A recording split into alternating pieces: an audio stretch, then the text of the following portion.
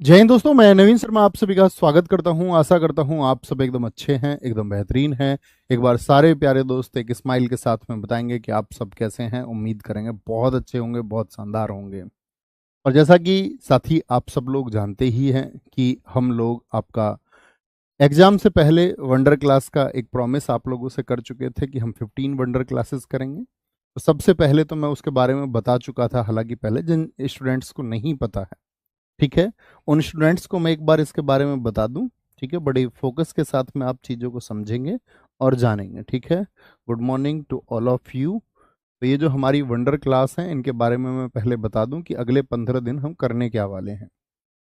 तो जो साथी हमारी वंडर क्लासेस हैं, इनका जो टोटल नंबर रहेगा वो 15 रहेगा, जिसमें हम सबसे पहले दोस्त आपका पॉलिटी की क्लासेस करेंगे। पॉलिटी की 2 क्लासेस होंगी। ठीक है, स्टैटिक इसके बाद हम करेंगे। आप लोग जानते ही हैं सबसे ज़्यादा वेटेज स्टैटिक जीके का ही रहता है, इसकी 4 क्लासेस होंगी।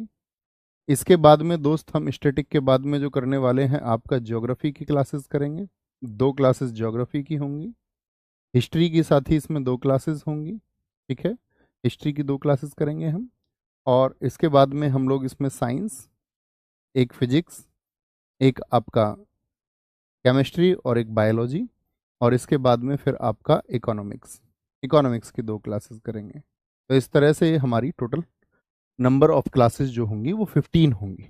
ठीक है, अच्छा ये तो बात रही 15 क्लासेस की। इन 15 क्लासेस को हम करने कैसे वाले हैं वो समझना।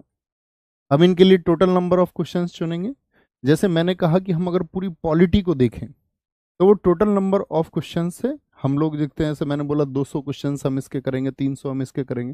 वो नंबर कम और ज़्यादा हो सकता है, मतलब वो सब्जेक्ट कितने में कवर हो रहा है, तो वो नंबर ऑफ क्वेश्चंस घट और बढ़ सकते हैं। जैसे मैंने पॉलिटी को डिजाइन किया तो मुझे पॉलिटी लगा कि वह हम 120 क्वेश्चंस में अगर हम 120 प्रश्नों को ध्यान से समझें बहुत अच्छे से, तो हम आराम से उस विषय पर पकड़ कर सकते हैं। अब बात रहेगी भैया कि मुझको तो बिल्कुल भी बेसिक जीएस नहीं आती है। तो बेसिक जीएस की समझ आपको होनी चाहिए। एक बार थम्स अप करेंगे इस बात के लिए, दिल फेंक के मारेंगे इस बात के लिए कि भैया हमको बेसिक समझ है कि राष्ट्रपति क्या होता है, संसद क्या होती है, प्रधानमंत्री नाम की भी कोई चीज पॉलिटी में होती है, प्रस्तावना भी कुछ होता है। ठीक है, प्रियम्बल, फंडामेंटल राइट्स भी कुछ होते हैं, यानी मौलिक अधिकार भी हम इस शब्द से परिचित हैं। हम नागरिकता शब्द भी हमने सुना है, किस अनुच्छेद में है ये भी हम जानते हैं। यानी थोड़ी सी बेसिक समझ एटलीस्ट आपको होनी चाहिए। मैंने आपसे पहले भी कहा था वंडर क्लासेस के लिए हमें बहुत शानदार स्टूडेंट्स की जरूरत पड़ेगी। अच्छा, फिर हम कौन से क्वेश्चंस होंगे जिन पर हम टारगेट करेंगे। जैसे आप लोग जानते ही एक्यूप्रेशर होता है, हम एग्जाम के पॉइंट ऑफ व्यू से क्या इंपॉर्टेंट है। यूं तो मैं आपको कई चीजें डिस्कस करूंगा, लेकिन हमारा जो साथी टारगेट होगा वो होगा एग्जाम पॉइंट ऑफ व्यू से क्या चीज सबसे इंपॉर्टेंट है, उस पर हमको फोकस करना है। ठीक है, यूं तो इर्द गिर्द की सारी चीजें मैं आपसे क्वेश्चन भी करूंगा, और उम्मीद भी आपसे ये करूंगा कि जब मैं आपसे क्वेश्चन करूं तो आप उसका आंसर भी करेंगे। ठीक है, और आंसर के लिए बिल्कुल जरूरी नहीं है कि आप कमेंट करें, बस एक बार सोच लेना है जहां आप बैठे हुए हैं। ऐसे ही हम फिर स्टैटिक जीके को लेंगे कुछ क्वेश्चंस में कि भाई ये इंपॉर्टेंट है एग्जाम पॉइंट ऑफ व्यू से, इसके इर्द गिर्द की चीजें पूछी जाती हैं। और सबसे ज्यादा वेटेज अगर मैं बोलूं तो पॉलिटी, स्टैटिक जीके का, और उसके बाद में सारे सब्जेक्ट्स का बराबर है। इन 2 का सबसे ज्यादा वेटेज रहता है। ठीक है, बाकी सबसे तो एक एक 2 2 क्वेश्चन पूछे जाते हैं, कभी कभी गायब भी कर देता, पूछता भी नहीं है ना। तो ये जो मैं एफर्ट्स आप लोगों के लिए, यूं तो एप्लीकेशन में आप सब लोगों के लिए क्लासेस वगैरह कराई जाती हैं हमेशा, लेकिन ये एफर्ट्स मैंने सोचे कि आपके एग्जाम से पहले आपको मिलने चाहिए कि आपकी चीजें रिवाइज हो जाए, एक तो। और दूसरी चीज ये है कि क्या महत्वपूर्ण है वो बचे ना। तो रेडी हैं आप सब लोग। और मैं कहूंगा तो ये हमारे जो नोट्स होंगे ना, मिनी और माइक्रो नोट्स होंगे, ये आपको प्रोवाइड हो जाएंगे एप्लीकेशन में। मिनी नोट्स समझते हो, मिनी और माइक्रो, ऐसे नोट्स जो परीक्षा से पहले मिल जाएं जी। घंटे 2 घंटे मैं उनको पढ़ लूं, बेसिक समझ मेरी है और मैं चीजों पे फोकस कर लूं कि क्या मुझको और पढ़ना चाहिए। तो ऐसे छोटे से नोट्स होंगे। आप उस चक्कर में कभी मत रहिए कि स्मार्ट स्टूडेंट बनिए कि भारत का एक राष्ट्रपति होता है। नहीं, आर्टिकल 52 राष्ट्रपति के बारे में बताता, आर्टिकल 52 राष्ट्रपति, खत्म। बाकी कॉमन समझ आपको होनी चाहिए, उतनी उम्मीद मैं आपसे करूंगा। ठीक है, तो मिनी और माइक्रो नोट्स जैसे छोटा सा मैं लिखूं ऐसे ही तुम भी लिखोगे। जितना छोटा मैं लिखूंगा उतना छोटा आप लिखोगे। मुश्किल से पूरी पॉलिटी के मैं अगर बताऊं आपको, जो नोट्स बनेंगे ना ओवरऑल, अगर आप माइक्रो तरीके से लिखेंगे, छोटे तरीके से, तो मुश्किल से 10 पेज में पूरा पूरा 10 पेज में पॉलिटी कवर हो जाएगा। ठीक है, ऐसे ही बहुत छोटे छोटे माइक्रो नोट्स बनेंगे और वो धमाल करेंगे पेपर में। देखो एग्जाम में जो होता है साथी, जैसे मान के चलो आपके 25 क्वेश्चन हैं, 25 क्वेश्चन हैं आपके सीजीएल के लिए। ठीक है, अब एसएससी के वेरिएंट में सबसे बड़ा एग्जाम ये है, अगर जेई वगैरह की हम बात छोड़ दें तो। अब सीजीएल की जो आश्रित पेपर है, जैसे सीएचएसएल हुआ, कोई दिक्कत नहीं हो सकती। आपका मान के चलो एमटीएस है, कोई दिक्कत नहीं हो सकती। आपका जीडी है, तो ये परीक्षा का उतरता हुआ स्तर है। अब ऐसा नहीं होता कि सीएचएसएल में सीजीएल से आसान क्वेश्चन पूछे जाएंगे, बिल्कुल जरूरी नहीं है। सीजीएल से टफ भी पूछे जा सकते हैं। जीडी में कोई कोई प्रश्न सीजीएल से भी टफ पूछा जा सकता है। मतलब जीएस में ऐसा कुछ नहीं होता कि सीजीएल के क्वेश्चन है तो बड़े टफ क्वेश्चन होंगे। ठीक है, जैसे मैं अभी आपको प्रीलिम्स के लिए कराऊंगा, ऐसे ही मैं आपको मेंस के लिए भी कराऊंगा। ये भी मैं प्रॉमिस आज कर देता हूं आपको, है ना, कि आप पढ़ते रहें, उससे पहले एक सुपर फास्ट रिवीजन मैं आपको कराऊंगा। तो जब आप सीजीएल के 25 क्वेश्चन की बात करते हैं तो दोस्तों, उन 25 क्वेश्चनों में से 8-10 क्वेश्चन ऐसे होते हैं जो हर एक स्टूडेंट करेगा, ईच एंड एवरी, हर एक स्टूडेंट कर देता है इतने परसेंट, 7, 8, 9, 10, जिसको थोड़ी बेसिक है, थोड़ी बेसिक जीएस आती है। अब बात है 8-10 से बढ़ा के जो प्लस 8-10 होने हैं, यानी जो 16 से 20 के बीच का स्कोर आपको पहुंचाना है, इसके लिए ये एफर्ट है, इसके लिए ये सारे एफर्ट्स होंगे। और ये एफर्ट्स जो होंगे साथ ही मिनी और माइक्रो, मतलब छोटे से संक्षिप्त नोट्स के माध्यम से हम करेंगे। ठीक है, ये आपको समझाने के लिए है। अब आगे की कक्षा में कोई प्लीज ऐसे कमेंट मत करना भैया मैं नोट्स कैसे बनाऊं। एक अच्छे स्टूडेंट की डेफिनेशन नहीं है, परिभाषित नहीं करता आपको कि आप अभी भी पढ़ना लिखना जानना चाह रहे हैं कि मैं कैसे नोट्स बनाऊं, भैया मैं कैसे पढ़ूं, भैया मैं कितना सोऊं, भैया मैं कितना जागूं। ये सब विषय आपके हैं। आप कितने ब्रिलियंट स्टूडेंट, आपने आज तक कितनी मेहनत की है, आपका जो ड्रीम था उसके लिए आप कितने डेडिकेटेड थे, कितनी अच्छे से पढ़ाई करते थे, कितना डिवोशन आपके अंदर था, आपने खुद को कितना समर्पित किया है किसी भी परीक्षा के लिए, वही आपकी सफलता को तय करता है। अब वो डिवोशन आप जाने, आप कितने डिवोटेड हैं ये बात आप जाने, आप कितने समर्पित हैं ये आप जानते होंगे। मेरा काम है आपको बेहतरीन चीजें दे देना और बेहतरीन चीजें कमाल करेंगे। ठीक है, तो रेडी हैं आप सब लोग, समझ चुके हैं। जितने भी नोट्स हैं वो आपको साथ ही ये बोर्ड पीडीएफ मिल जाएगी। ठीक है, और मैं उम्मीद करूंगा आप अपने हाथ से नोट्स बनाएं तो ज्यादा अच्छा। बोर्ड पीडीएफ आपको मिल जाएगी क्लास के साथ में ही, कोई दिक्कत कोई परेशानी। अब बात होगी ये जो क्लास है हमारी, ये सीजीएल के लिए है और एमटीएस के लिए, दोनों के लिए एसएससी के किसी वेरिएंट में कोई अंतर नहीं है, कोई भी अंतर नहीं। बस एमटीएस में आसान प्रश्नों की संख्या थोड़ी ज्यादा हो जाती है, सीजीएल में आसान प्रश्नों की संख्या कम होती है, मॉडरेट क्वेश्चंस की ज्यादा होती है। ठीक है, तो नोट्स बना लेंगे खुद, थम्स अप कर दें इस बात पे, एग्री करें जी भैया आप जो हमें प्रोवाइड करेंगे, हम इतने समझदार बच्चे हैं, हम जानते हैं लिखना कैसे है। ओके, ठीक है।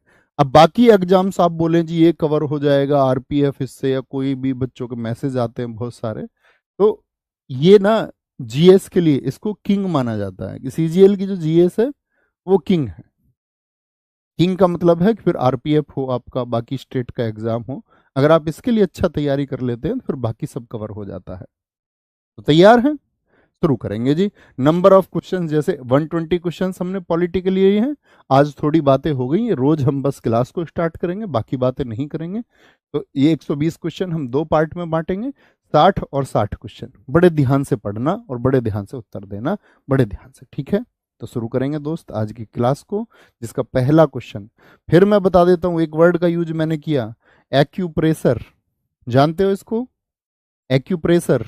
एक तो आपने दवाई खा ली बीमारी को ठीक करने के लिए, ठीक होना हो, लंबा कोर्स चला, एक होता है एक्यूप्रेशर, उसी पिन पॉइंट को प्रेस करना कि यहां से बीमारी ठीक होगी, यहां से आराम मिलेगा।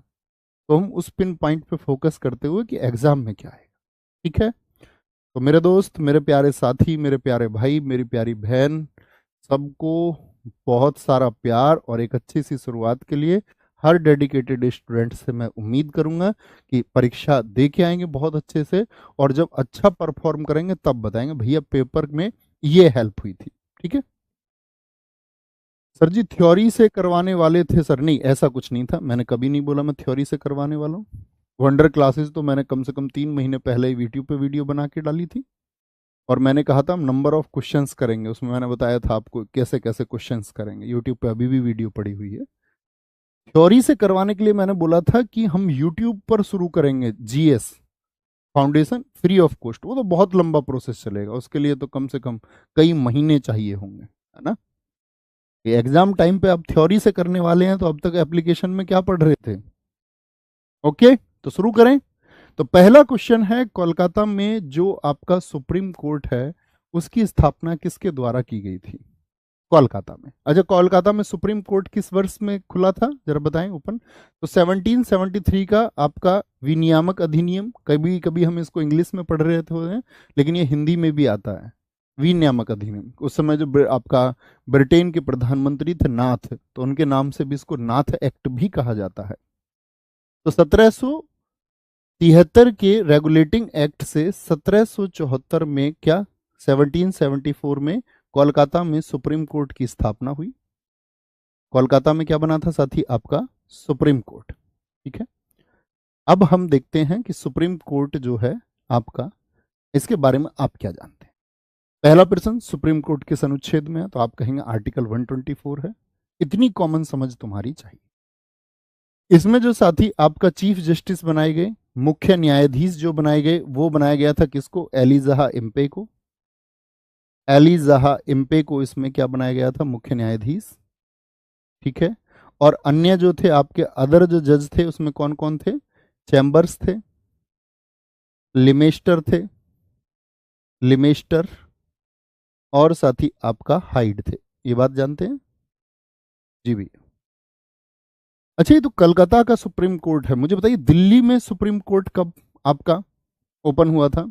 तो यही सुप्रीम कोर्ट फिर दिल्ली में आया।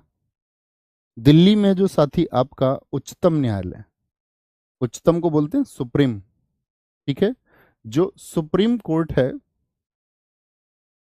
सुप्रीम कोर्ट है, ठीक है, तो जो ये सुप्रीम कोर्ट है ये कब आया दिल्ली में?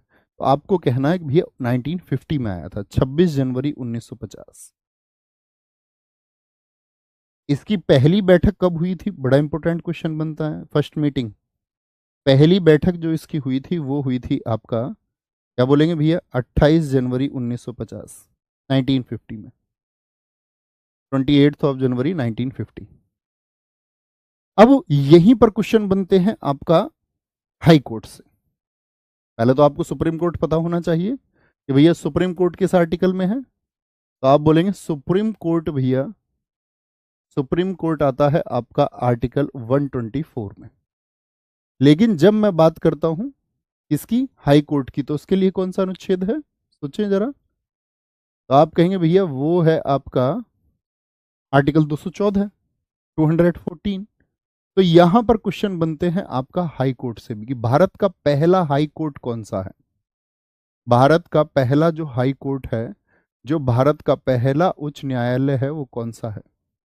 उच्च और उच्चतम समझ जाना, उच्चतम सबसे बड़ा है। ठीक है, तो जो हाई कोर्ट है दोस्त आपका, ये किस में आता है? आर्टिकल 214 में। और भारत का जो पहला हाई कोर्ट है वो कौन सा है? ये आपसे मेरा क्वेश्चन है, ये पिन पॉइंट है मेरा, इसी को मैं एक्यूप्रेशर कह रहा था। तो आप बोलेंगे भैया 2 जुलाई 1862, ये था आपका कौन सा? Calcutta high court. अभी तो इसको कोलकाता बोलते हैं हम, ठीक है, पहले बोलते थे इसको क्या? कलकत्ता। जो सेकंड हाई कोर्ट है हमारा, वो कौन सा है? सेकंड हाई कोर्ट 14 ऑफ अगस्त 1862, वो था हमारा बंबई, 14 अगस्त 1862 को।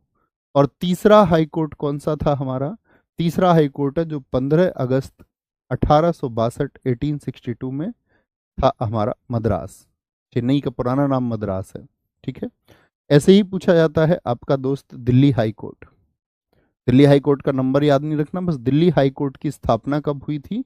तो आप बोलेंगे भैया 31 अक्टूबर 1966। 1966। तो ये चाहे हाई कोर्ट आपको पता होने चाहिए। यूपी के बच्चे बोलते हो इलाहाबाद हाई कोर्ट, लेकिन यूपी का कोर्ट कभी भी एसएससी के एग्जाम्स में नहीं पूछा जाएगा, वो 1866 है। कोई दिक्कत, कोई परेशानी? बस जो चीजें मैं पिन पॉइंट कर रहा हूं वो आपको तैयार करनी है, ठीक है, इस लास्ट टाइम आपके एग्जाम के लिए। निम्नलिखित में से भारतीय संविधान का अध्यक्ष कौन था? भारत का संविधान बना, सारे लोग जानते हैं। उस संविधान सभा के अध्यक्ष कौन थे? डॉक्टर राजेंद्र प्रसाद थे, जवाहरलाल नेहरू थे, मोहम्मद अली जिन्ना थे, या लाल बहादुर शास्त्री थे? तो भारतीय संविधान के अध्यक्ष पूछेंगे तो हम कहेंगे भैया राजेंद्र प्रसाद थे। यानी यहां से हमको एक बात पता चलती है कि हमारी एक संविधान सभा थी। मुझे बताइए संविधान सभा के लिए कौन सा मिशन आया था? संविधान सभा के लिए कौन सा मिशन आया था? तो हम बात करते हैं यहाँ पर शुरुआत संविधान सभा की। तो 24 मार्च एक डेट याद रख लेनी है। 24 मार्च 1946 को क्या आया था भारत में? कैबिनेट मिशन आया। और कैबिनेट मिशन का अर्थ मतलब ही क्या था? क्यों आया था कैबिनेट मिशन भारत में? आपको पता है कि सेकंड वर्ल्ड वॉर खत्म हो चुका था। सेकंड वर्ल्ड वॉर जब खत्म हो गया 1939 से 1945, 6 साल वो चला। तो उसके बाद में ब्रिटेन की हालत बहुत कमजोर हो गई। तो ब्रिटेन ने जो भारत को उपनिवेश बना रखा था अपना, तो उसने सोचा कि भाई अब तो इसको फ्री करना पड़ेगा। मूवमेंट बहुत चल रहे थे, रिवोल्ट बहुत सारे हो चुके थे, नेवी का रिवोल्ट हो चुका था, सिविलियंस का रिवोल्ट हो चुका था। तो इतने सारे विद्रोहों के बाद आजाद तो होना था, लेकिन अब जो आपका साथी पावर है वो ट्रांसफर कैसे होगी? तो उसके लिए कि भारतीय अगर अलग स्वतंत्र हो जाएंगे तो उस देश को चलाने के लिए संविधान तो चाहिए। संविधान क्या है? यानी कि आप सब पर समान रूप से लागू होने वाले कुछ नियम ऐसे तो होंगे जो देश को बांध के रखेंगे। तो संविधान को बनाने का जो काम दिया गया, कैबिनेट मिशन भारत आता है। और कैबिनेट मिशन ने कितने सदस्य चुने थे ये बताएंगे मुझे? तो 24 मार्च 1946 कैबिनेट मिशन दिल्ली आता है, दिल्ली आया। और इसने जो दोस्त आपका जो टारगेट यहां पर सदस्यों का रखा, तो इन्होंने बोला कि भाई प्रत्येक धर्म से, प्रत्येक जाति से, प्रत्येक वर्ग से व्यक्ति होना चाहिए। तो 389 सदस्य, कितने मेंबर थे टोटल? 389 सदस्य थे। और ये 389 मेंबर्स जो थे, इनकी बड़ी महत्वपूर्ण बात है कि इसमें 292 जो थे वो थे आपका जो आपका ब्रिटिश प्रोविंस थे, ब्रिटिश प्रांतों से थे, ठीक है, जिस क्षेत्र पर ब्रिटिशियर्स का शासन था।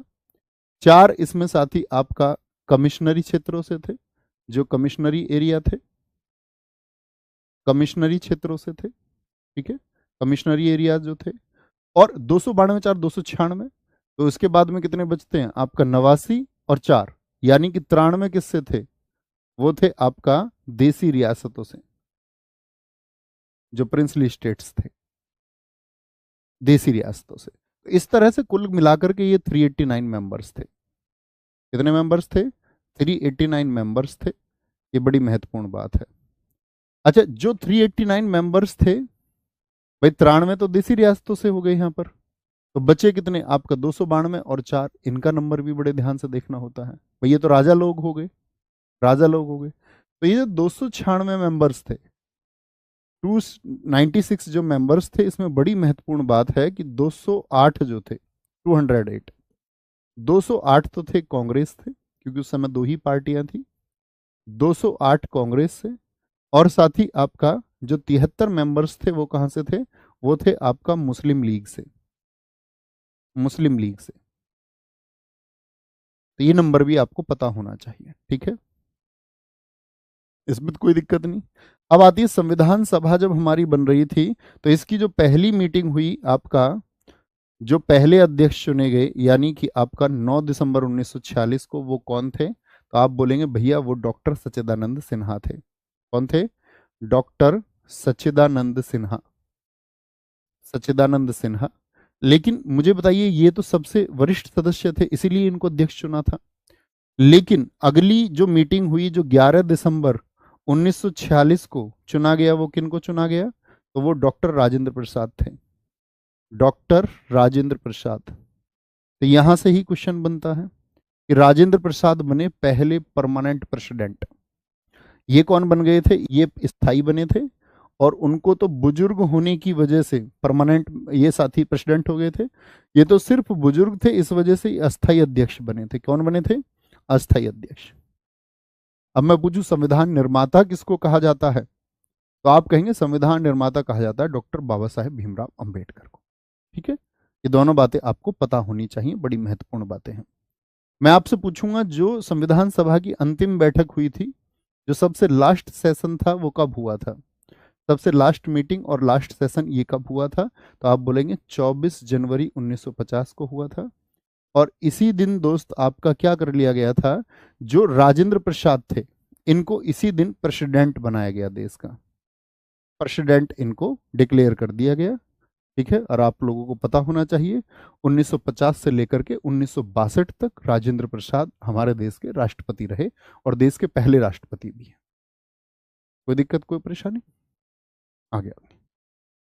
संविधान का प्रारूप कब पूरा हुआ? जिस संविधान को बनाने की बात चल रही थी उसका प्रारूप कब पूरा होता है? प्रारूप मतलब उसका जो ड्राफ्ट था वो कब कंप्लीट हुआ? तो ड्राफ्ट 26 जनवरी 1950 को। तो आप बोलेंगे भैया 26 नवंबर 1949 को संविधान बन के पूरा हो गया। इसी दिन इसको हम क्या बोलते हैं? कानून दिवस कहते हैं, इसीलिए इसको हम लॉ डे कहते हैं। अच्छा, ये तो बात ठीक हो गई। अब बात आते हैं संविधान के बारे में बेसिक चीजें आप लोगों को पता होंगी कि इसमें 63,96,729 रुपए का खर्च आया, 2 वर्ष 11 माह 18 दिन लगे। तो ये जो प्रारूप हमारा पूरा हुआ, इस संविधान का जो सबसे बेसिक आधार था, मूल आधार क्या था? तो आप बोलेंगे भैया मूल आधार था भारत सरकार अधिनियम, इंडियन गवर्नमेंट एक्ट 1935। भारत सरकार अधिनियम, ये तो जानते हैं ना, भारत के संविधान को उधार का थैला कहा जाता है। तो ज्यादातर चीजें कहां से ली गई हैं? लगभग 80% जो साथी अनुच्छेद हैं वो भारत सरकार अधिनियम से ले लिए गए। भारत सरकार अधिनियम कब का? 1935 का। ठीक है, 1935। ज्यादातर चीजें इससे ली गई। और जब संविधान का प्रारूप पूरा हुआ तो उसमें कितनी अनुसूची थी? कितनी अनुसूची थी उसमें? कितनी शेड्यूल थी? तो नंबर ऑफ शेड्यूल्स था उस टाइम पर आपका 8। कितनी शेड्यूल्स थी बताएंगे? नंबर ऑफ शेड्यूल जो था उसमें था 8। अगर बात करें जो संविधान के पार्ट थे, जो भाग थे, वो कितने थे मूल रूप से? संविधान के जो भाग थे वो 22 भाग थे। पार्ट्स कितने थे? 22। और अनुच्छेद, अगर हम बात करते हैं आपका अनुच्छेद कितने थे, तो आप कहेंगे भैया आर्टिकल्स की बात करते हैं तो 395। इतने उसमें आर्टिकल्स थे। ठीक है, कोई दिक्कत इस बात में? अब मैं बात करूं वर्तमान में। देखो अनुच्छेदों की संख्या कभी नहीं बदलती।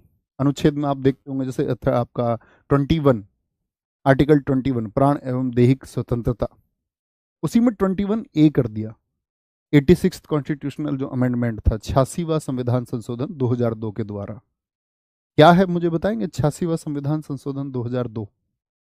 तो आप कहेंगे भैया शिक्षा के अधिकार को मौलिक अधिकार बना दिया गया आर्टिकल 21A में। ए का मतलब क्या हुआ? कुछ भी किसी भी आर्टिकल के आगे ABCD है तो इसका मतलब है वो बाद में जोड़ा गया है। और अगर वो बाद में जोड़ा गया है तो यानी उसी अनुच्छेद में शामिल हुआ, तो अनुच्छेदों की संख्या कभी नहीं बदलती है, नेवर। लेकिन हम अगर उसको बोलें कि अनुच्छेद संख्या के आधार पर कितने, तो वर्तमान में 465 है। जैसे संविधान के भाग की बात करें तो नंबर्स को आप गिनेंगे तो वर्तमान में 25 है। बहुत थैंक यू सनातन भाई। अब मुझे बताओ जो संविधान को लिखा वो किसने लिखा था? लिखने का काम किसने किया? संविधान को किसने लिखा था? क्या बोलेंगे भैया? प्रेम बिहारी नारायण रायजादा ने। बहुत पेश इनसे हुई, भैया तुम पैसा ले लो। इन्होंने बोला नहीं, पैसा नहीं लूंगा, पैसा नहीं लूंगा लिखने का। एक बात है बस, संविधान के प्रत्येक पेज पर मेरा नाम आएगा, तो इनका नाम लिखा गया। पेंटिंग, उसको सजाया किसने? अलंकृत किसने किया? उसको आभूषण आभूषित किसने किया? नंदलाल बोस। जितने भी आप संविधान के मूल प्रति में देखेंगे ना, जितने भी डिजाइन बने हुए वो नंदलाल बोस के हैं। ठीक है, और जो बना 26 नवंबर 1949 को, तो लागू कब हुआ? कब लागू हुआ था? 26 जनवरी 1950। इसीलिए हम इस दिन क्या मनाते हैं आपका? रिपब्लिक डे, गणतंत्र हो गए हम। ठीक है, ये इंपॉर्टेंट फैक्ट्स हैं, आगे आते हैं। भारतीय संविधान की प्रारूपण समिति के अध्यक्ष कौन थे? एक ड्राफ्टिंग कमेटी थी। भैया जब संविधान बन के तैयार हो गया तो अब देखिए इसमें कुछ कमियां तो नहीं है, कहीं कोई सुधार की जरूरत तो नहीं है।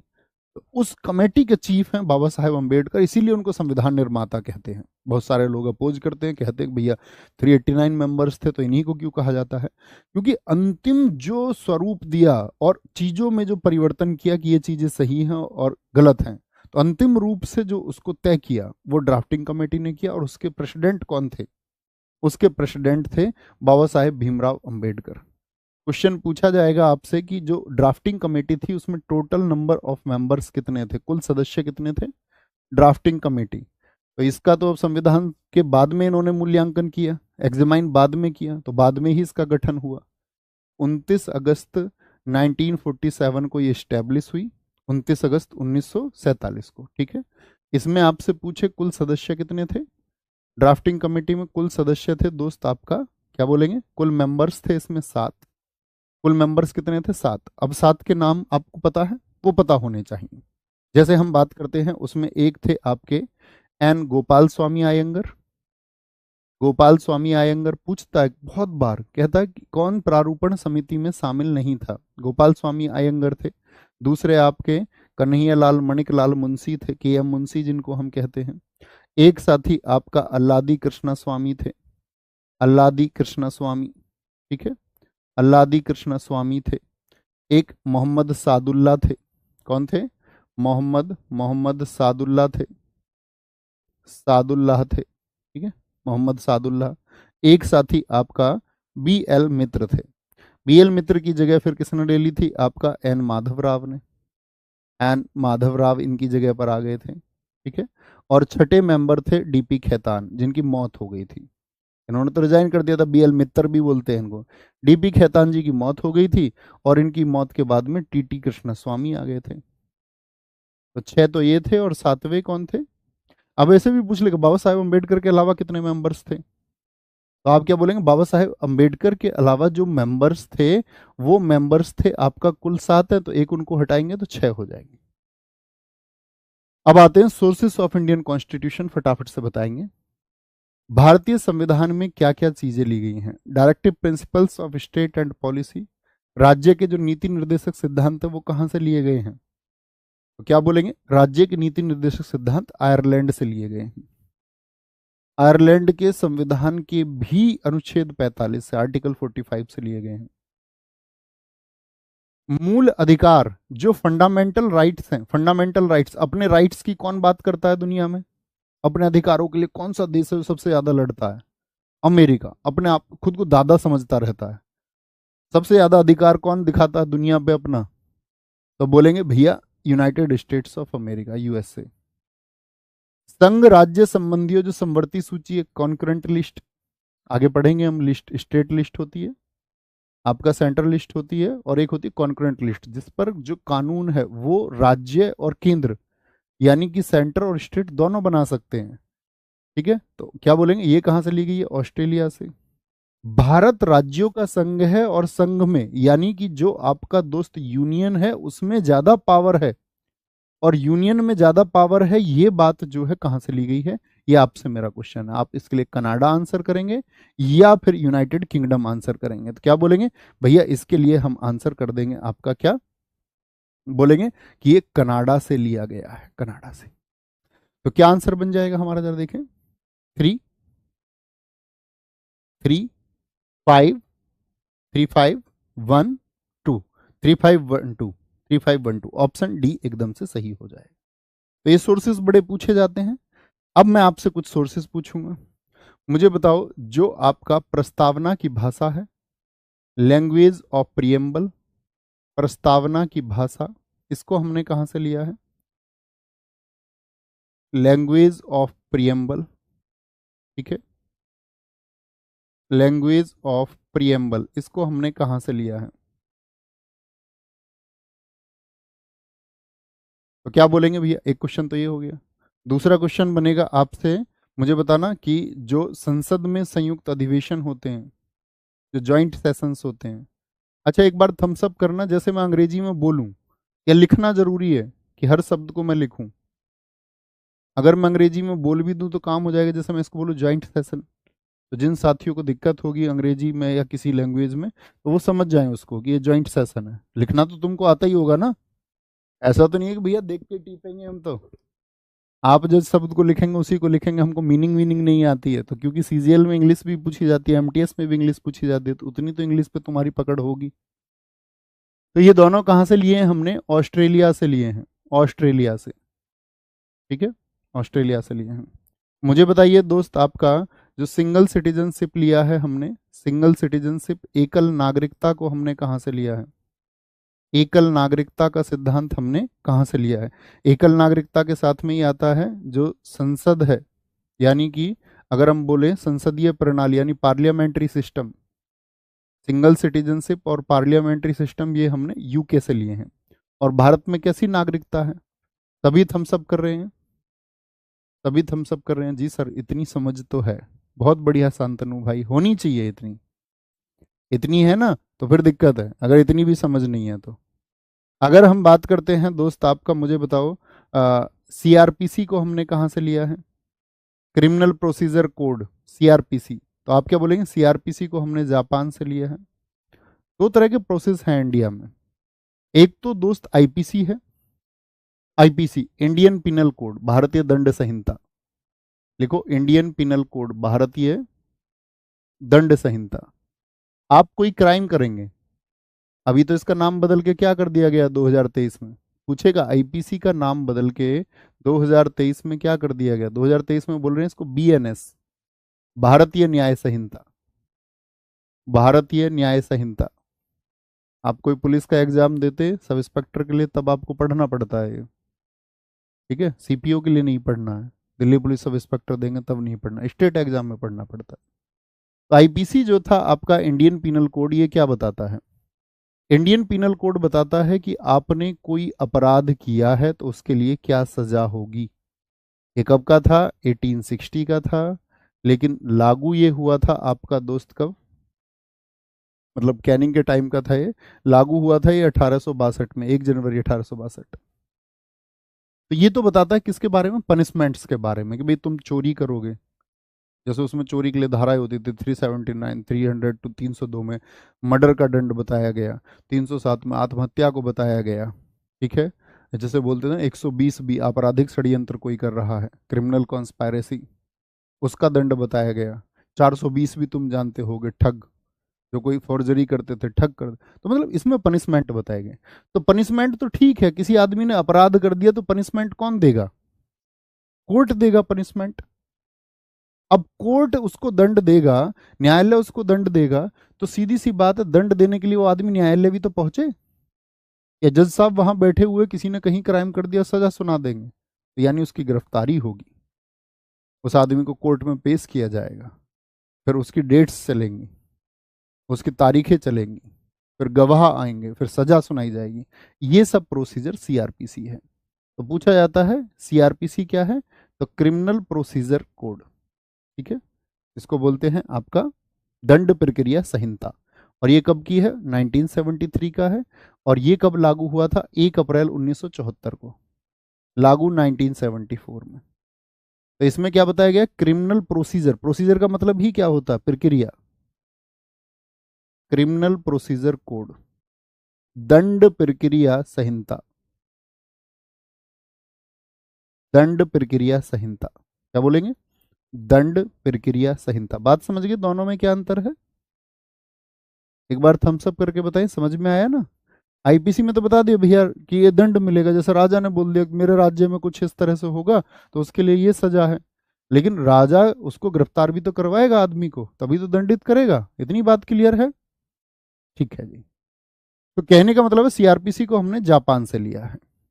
मुझे बताओ साथी, जो मौलिक कर्तव्य हैं, जो फंडामेंटल ड्यूटीज हैं, फंडामेंटल जो ड्यूटीज हैं, उनको हमने कहाँ से लिया है? तो आप कहेंगे भैया फंडामेंटल ड्यूटीज को हमने लिया है आपका कहाँ से?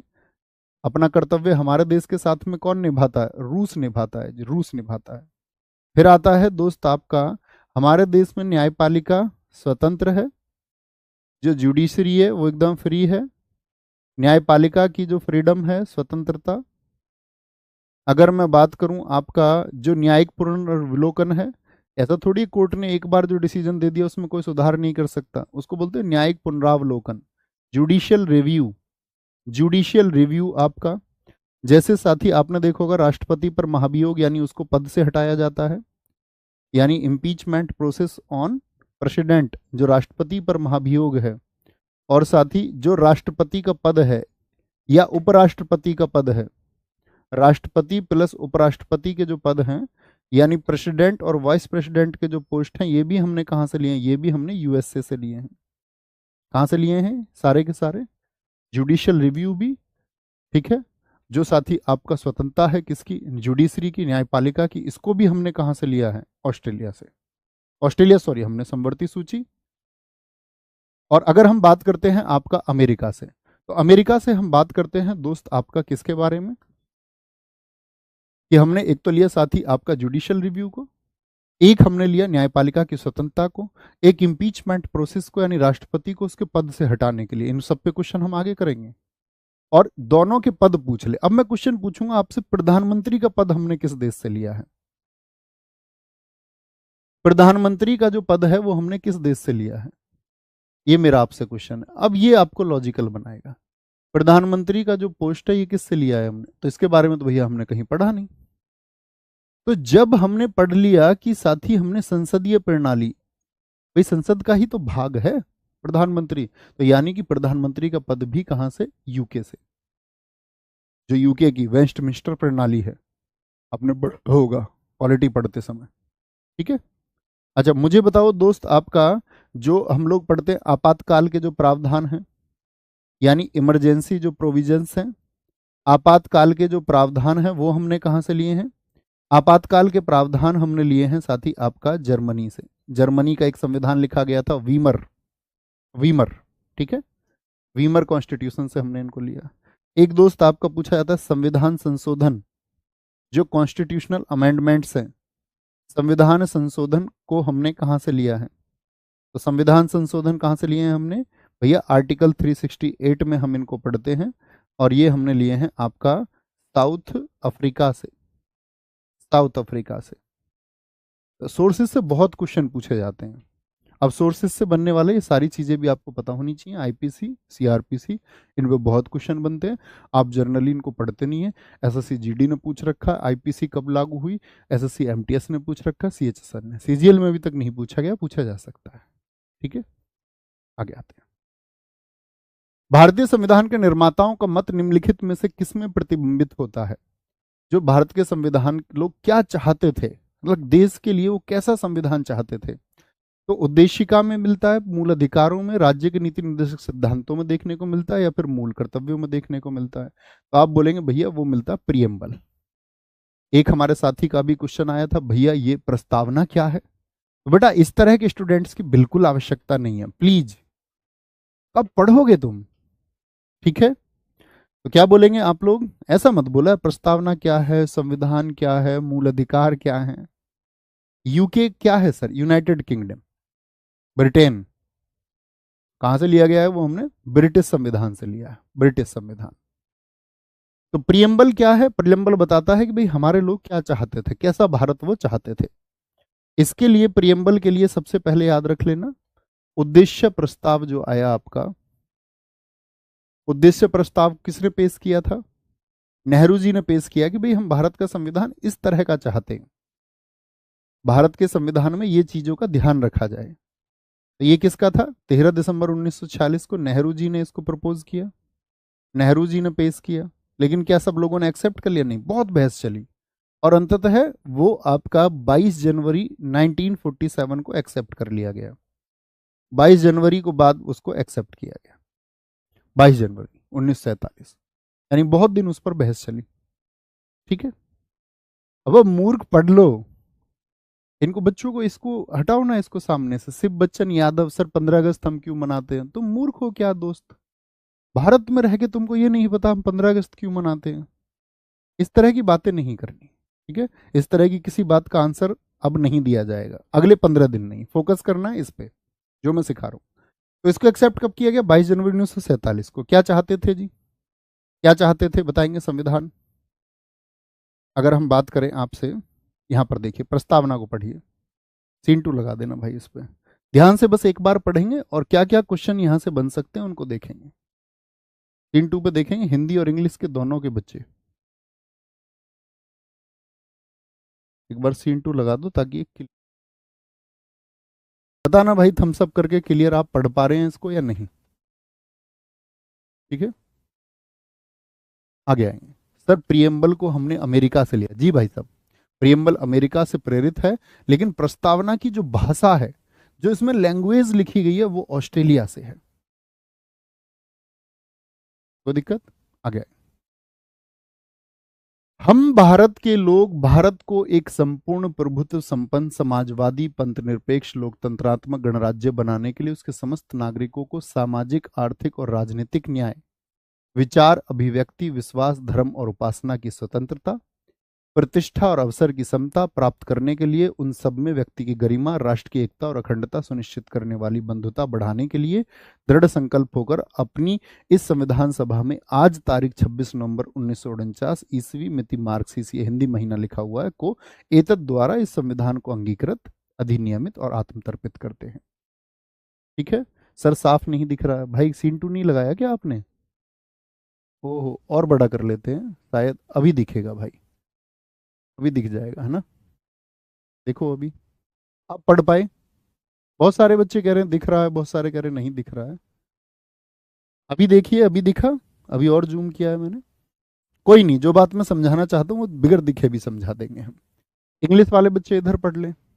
तो मुझे बताइए, इस संविधान में साथी जब हमने कहा कितने न्याय की हमने बात की, तो कितने तरह की जस्टिस की हमने बात की? सोशल जस्टिस, इकोनॉमिक जस्टिस और पॉलिटिकल जस्टिस। तो मुझे बताओ न्याय कितने की बात हमने की है? तो आप कहेंगे भैया हमारे जो प्रियम्बल है उसमें 3 तरह के जस्टिस की बात की गई है। कितने जस्टिस की बात की गई है? तो आप कहेंगे 3 तरह की। अगर मैं बात करूं कितने तरह की फ्रीडम की बात की गई है, तो साथी फ्रीडम है आपकी थॉट की यानी विचारों की, एक्सप्रेशन की यानी अभिव्यक्ति की, आपके साथी बिलीव की, आपके धर्म यानी कि आपका किसके, आपका साथी किसकी, जो फेथ है आपका, उपासना यानी जो आप वर्शिप करते हैं उस तरह की स्वतंत्रता है। तो मैं आपसे पूछूं कितने तरह की फ्रीडम की बात की गई है, तो आप कहेंगे 1 2 3 4 5, 5 फ्रीडम बताई गई हैं, 3 साथी न्याय बताए गए हैं, प्रतिष्ठा जो अपॉर्चुनिटी है साथी आपका, जो अवसर है, अवसर क्या है? अपॉर्चुनिटी, और प्रतिष्ठा क्या है? आपका स्टेटस, यानी आपके प्रतिष्ठा और अवसर की समानता की बात करता है। तो समानता कितनी बताई गई है भैया? 2 बताई गई है। कितनी समानता बताई गई है? 2। ठीक है, ये आपको पता होना चाहिए। कितने तरह के जस्टिस हैं मैं आपसे फिर से रिवाइज कराना चाहूंगा एक बार। जस्टिस 3 तरह के हैं, सामाजिक आर्थिक और राजनीतिक। अगर मैं बात करूं साथ ही आपका किसकी स्वतंत्रताएं कितनी है? विचार अभिव्यक्ति विश्वास धर्म और उपासना। और समताएं कितनी है? आपका प्रतिष्ठा और अवसर की। ठीक है, तो ये आपको पता होना चाहिए। राष्ट्र की एकता और अखंडता, एक तो इस शब्द को देखना,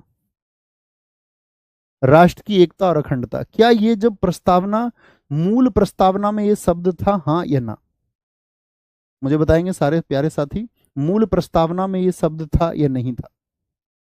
ऐसे ही जब हम बात करते हैं भारत को एक संपूर्ण प्रभुत्व समाजवादी और पंथ निरपेक्ष, क्या ये दोनों मूल शब्द आपका मूल प्रस्तावना में थे?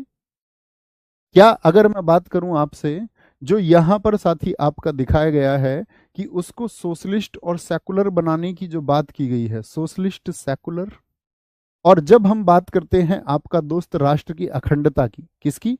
राष्ट्र की एकता और अखंडता, क्या बोलेंगे इसकी? जो साथी हम बात करते हैं फ्रेटर्निटी, ये तो हो गया हमारा आपका इक्वलिटी हो गया दोनों का, fraternity assuring the dignity of the individual and the unity and integrity of the national, जो अखंडता की बात हम कर रहे हैं, जो अखंडता की, तो ये शब्द थे, तो आप कहेंगे नहीं थे। तो कब जोड़े गए? 1976 में।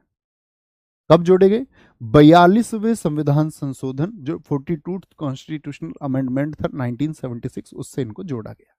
बहुत बढ़िया, सारे दोस्तों का उत्तर आया नहीं था, नहीं था, यानी आप जानते हैं। अब आते हैं सीजीएल के प्रारूप के प्रश्नों पर।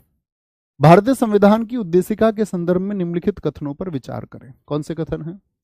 उद्देशिका को संविधान की कुंजी कहा जाता है, क्या ये बात सही है? या उद्देशिका से हमको पता चलता है कि हमारे संविधान में क्या होगा, किस बारे में बात की गई होगी, किस तरह का संविधान है। जी भैया, उद्देशिका के अनुसार जो संविधान में जो समस्त शक्ति है उसका जो सोर्स है वो भारत के लोगों द्वारा निर्वाचित प्रतिनिधि होंगे। ये बात तो एकदम से गलत हो गई। नहीं, भारत की जो संविधान की जो उद्देशिका है वो ये नहीं कहती कि प्रतिनिधि होंगे, वो कहती है जो स्रोत है वो कौन है, वो भारत के लोग हैं। हम भारत के लोग, we the people of India, हम भारत के लोग, उसी से बात शुरू हुई थी हमारी।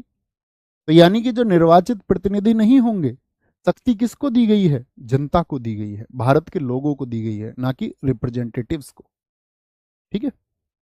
बेरूबारी यूनियन 1960 में उच्चतम न्यायालय ने उद्देशिका को संविधान का अंग मानने से इनकार कर दिया। यानी कि एक बेरूबारी केस हुआ, बेरूबारी केस हुआ, और बेरूबारी केस में क्या कहा गया कि ये संविधान का जो है साथी आपका अंग नहीं है। क्या ऐसा हुआ था? इसीलिए संसद इसमें संशोधन नहीं कर सकती। 1960 में एक केस हुआ, 1960 में हुआ। ठीक है, इसके बारे में अभी बात करेंगे, एकदम से ठीक है। तो कौन कौन से ठीक हो गए? आपका 1 और 3 ठीक है, बाकी दूसरा तो हो गया गलत, दूसरा गलत हो गया। 2 केस हुए, 2 केस आपको साथी पता होने चाहिए। एक केस है आपका किसको, प्रियम्बल की हम बात कर रहे हैं, उद्देशिका अर्थात प्रियम्बल। जब उद्देशिका की हम बात कर रहे हैं तो 1960 में क्या कहता है कोर्ट? 1960 में कोर्ट कहता है आपका इन री बेरूबारी केस में, एक इन री बेरूबारी केस हुआ 1966 का, सॉरी मैं बार बार 1966 बोल रहा हूँ, 1960 का।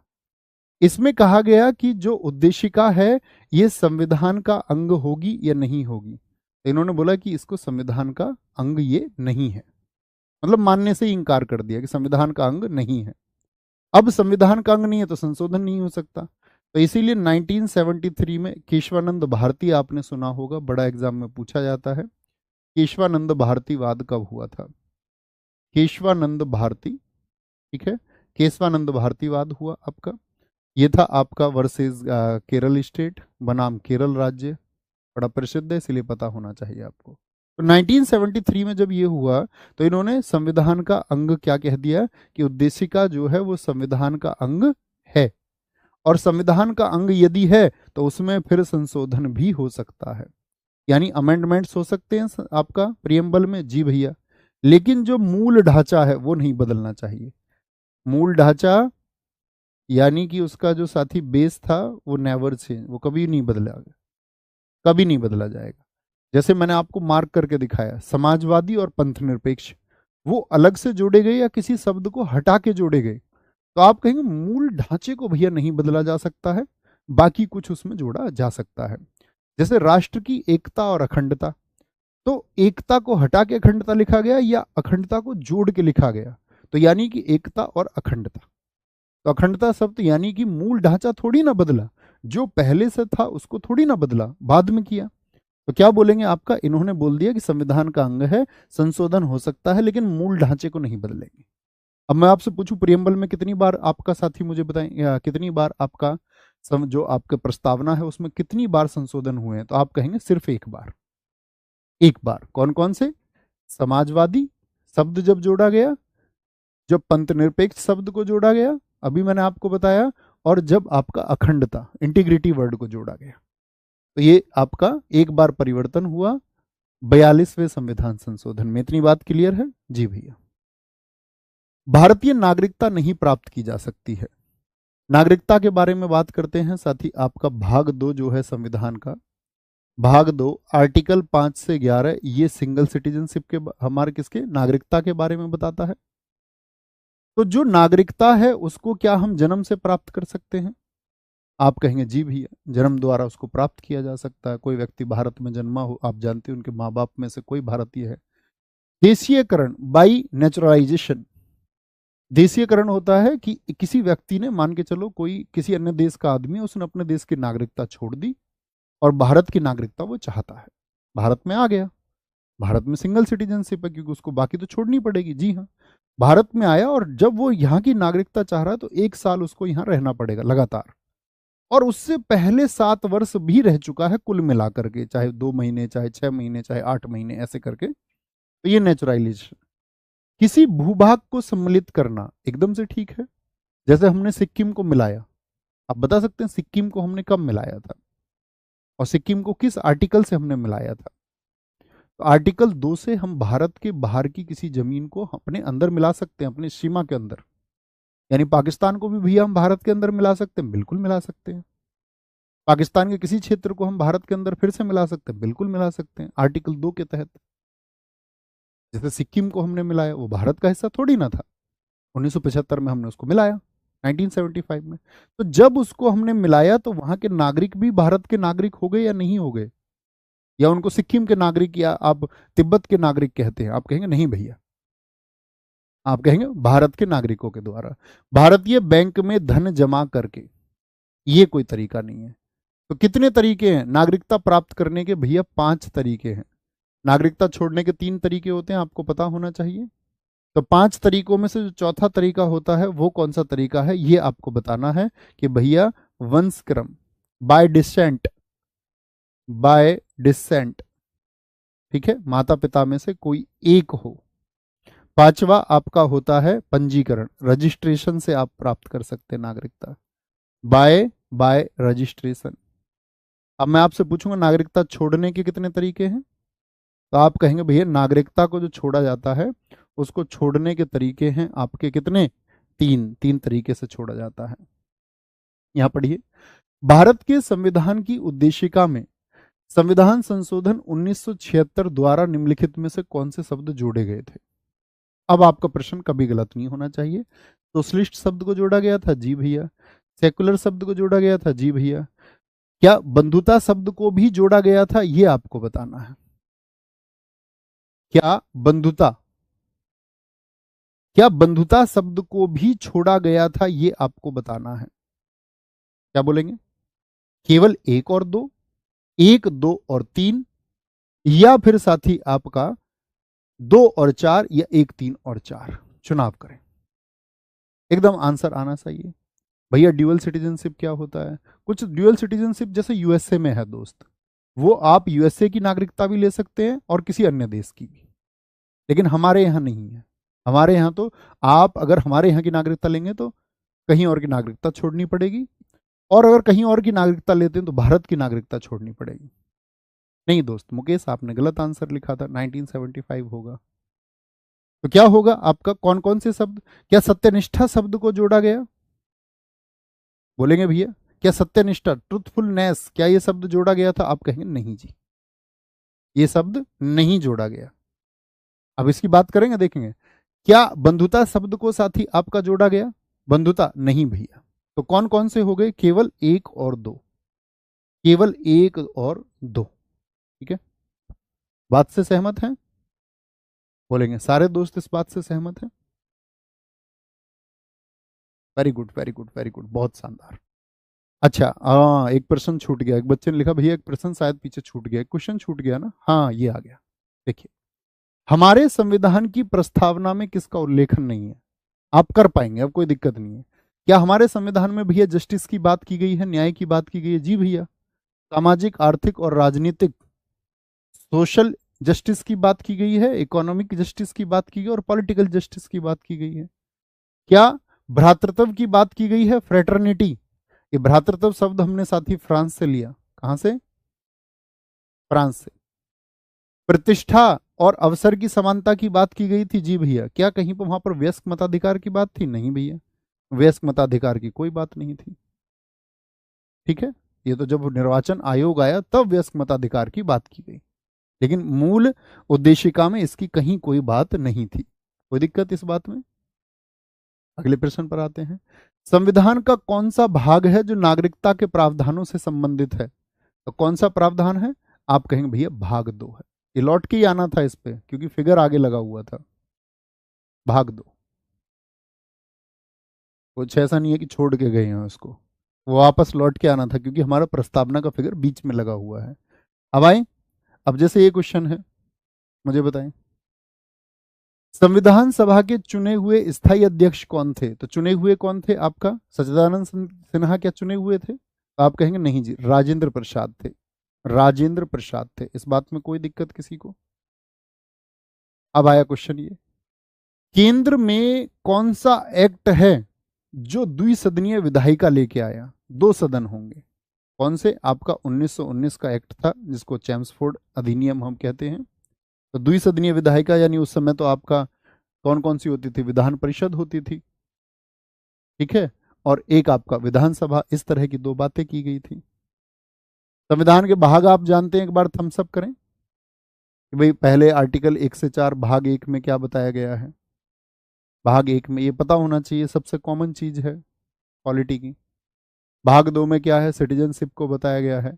भाग 3 में क्या है? मौलिक अधिकार है, आर्टिकल 12 से 35 तक है। आज की कक्षा के लिए तो कम से कम जान लीजिए। आर्टिकल आपके साथी 36 से 51 में क्या आता है? डीपीएसपी आता है। भाग 4, अब देखो भाग 4 ए लिखा हुआ है। भाग 4 ए का मतलब क्या हो गया? ABCD मैंने क्या कहा? ये बाद में जोड़े गए हैं। ये फंडामेंटल ड्यूटीज हैं। 51 ए में आती है आर्टिकल, सिर्फ एक ही आर्टिकल में। इससे बड़ा इंपॉर्टेंट क्वेश्चन एक बनना तय, आपके एग्जाम में भी आएगा। फिर आता है केंद्र सरकार, जो केंद्र की साथी आपकी व्यवस्थापिका है, 52 से 151। तो आज तो हम यहीं तक पहुंच पाएंगे, है ना? आइए जी आगे। तो उद्देशिका क्लियर है? उद्देशिका के मुझे बताएंगे, उद्देशिका को लेकर, प्रियम्बल को लेकर के कोई डाउट तो नहीं? नहीं भैया, आगे बढ़े। संविधान को किस धारा के अंतर्गत कोई भी व्यक्ति मौलिक अधिकारों के हनन का मामला सीधे सर्वोच्च न्यायालय में उठा सकता है? अब दो चीजें आ गई यहां पर। पहली चीज तो दोस्त मुझे बताइए, जो मूलभूत अधिकार हैं इनको हम फंडामेंटल राइट कहते हैं, और फंडामेंटल राइट किस आर्टिकल में है? आपका आर्टिकल 12 से 35, यानी जो हमारा भाग 3 है। कोई दिक्कत तो नहीं? नहीं भैया। तो सीधे सर्वोच्च न्यायालय में उठा सकते हैं। धारा 28 है इसके लिए, इसके लिए धारा 29 है, याद रख लेना। इसके लिए धारा 32 है, धारा 32। इसी को हम क्या कहते हैं? आर्टिकल 32, आर्टिकल 32, ठीक है। अब आर्टिकल 32 जो बताता है संवैधानिक उपचारों का अधिकार बताता है।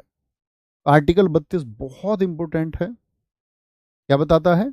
संवैधानिक उपचारों का अधिकार, राइट, संवैधानिक उपचारों का अधिकार, right to constitutional remedies, right to constitutional remedies. कितने तरह की रिट होती हैं आर्टिकल 32 में? तो आप कहेंगे आर्टिकल 32 में भैया 5 रिट होती हैं, रिट, ठीक है। और 5 रिट से क्वेश्चन बनता है।